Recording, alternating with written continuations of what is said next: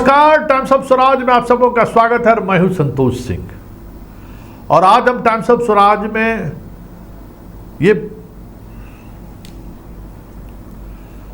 नमस्कार, times of Swaraj में आप सबों का स्वागत है। मैं हूं संतोष सिंह और आज हम टाइम्स ऑफ स्वराज में चर्चा कर रहे हैं, क्या वाकई 4 जून को कुछ अलग होने वाला है?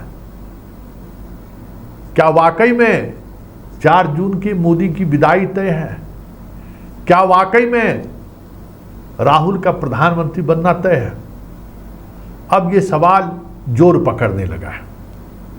हालांकि 6 चरण का चुनाव हो चुका है, बहुत सारी चीज़ें ईवीएम में बंद हो चुकी है और अब 4 जून को पता चलेगा कि मतदाता ने किनको किस तरीके से प्रधानमंत्री बनाने का फैसला लिया है, कितने बहुमत से। लेकिन जो एक इंडिकेटर है, देखिए मैं नीतीश कुमार हो, मोदी हो, लालू हो, इनको लेकर लगातार मैं अपने पोस्ट की बात करूं तो पोस्ट करता रहा हूं।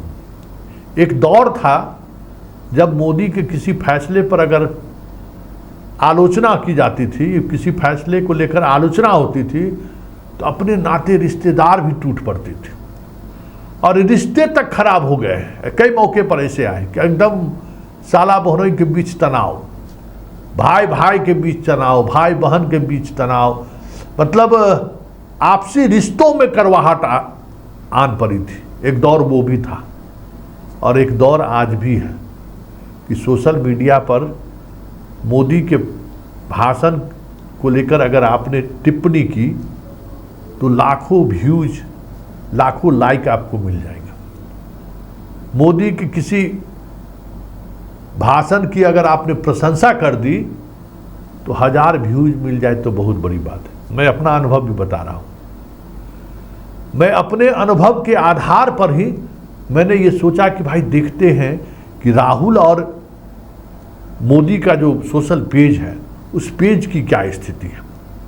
क्या सिर्फ हमारे जैसे यूट्यूबर्स के पेज पर ये देखने को मिल रही है या फिर मोदी और राहुल के पेज पर भी दिख रहा है? तो पिछले 15 दिनों से मैं राहुल जब लाइव अपने पेज पर होते थे, उस समय उनका लाइव में कितने लोग देख रहे हैं ये देखने की कोशिश करता था। और मोदी पर मुश्किल से इंस्टाग्राम से लेके फेसबुक से लेके यूट्यूब तक हजार बहुत हो गया और राहुल गांधी में लाखों। तो हम हैरान हो जाते थे कि भाई राहुल को लोग क्यों देखना पसंद कर रहे हैं? मोदी जैसा फायर ब्रांड नेता जो मोदी को लेकर कुछ भी कह सकते हैं कि सोचना संभव नहीं था।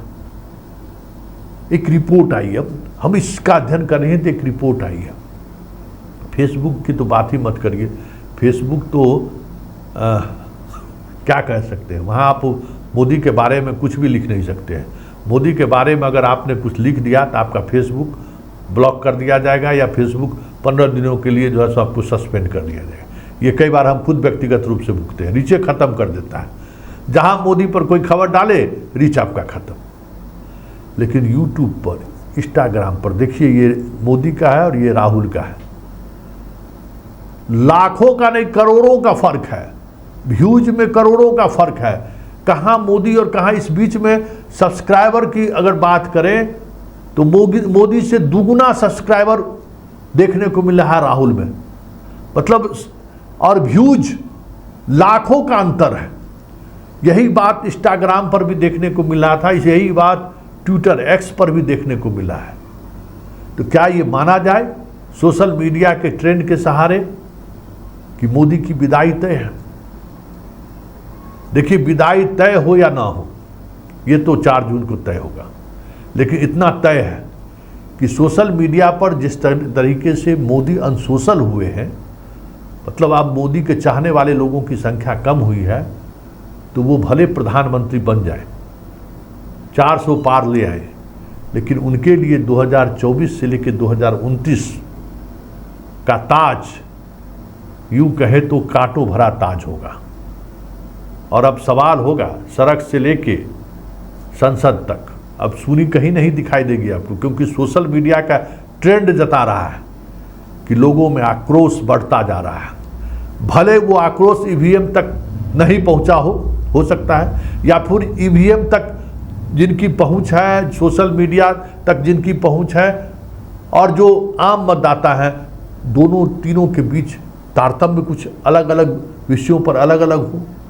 कोई संविधान की रक्षा की बात कर रहा है, तो कोई लाभुक योजना के सहारे वोट कर रहा है, कोई बेरोजगारी को लेकर वोट कर रहा है, कोई अग्निवीर को लेकर वोट कर रहा है, तो कोई 5 किलो अनाज को लेकर वोट कर रहा है, कोई देश के अंदर जो कॉमनल माहौल बनाने की कोशिश लगातार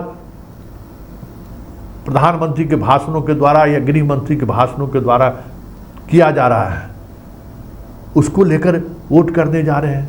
तो कोई किन्हीं को शौचालय मिला है, उसको लेकर वोट करने जा रहे हैं। तो इस देश में वोटर के बीच आपस में बड़ी खाई है।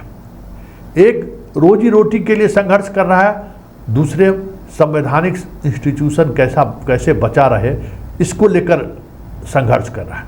तो ये जो गैप है ना, इस गैप की वजह से भले ही परिणाम आपको बदलता हुआ दिख जाए, लेकिन सोशल मीडिया का ट्रेंड ये संकेत जरूर दे रहा है कि मोदी की वे सारी बातें, धारा 370, राम मंदिर, पीओके, जितनी भी बातें उन्होंने अपने भाषण के दौरान कही है, उसको लेकर देश का एक बड़ा हिस्सा खामोश है, या फिर इन्हें इनकी इन बातों को स्वीकार करने को तैयार नहीं।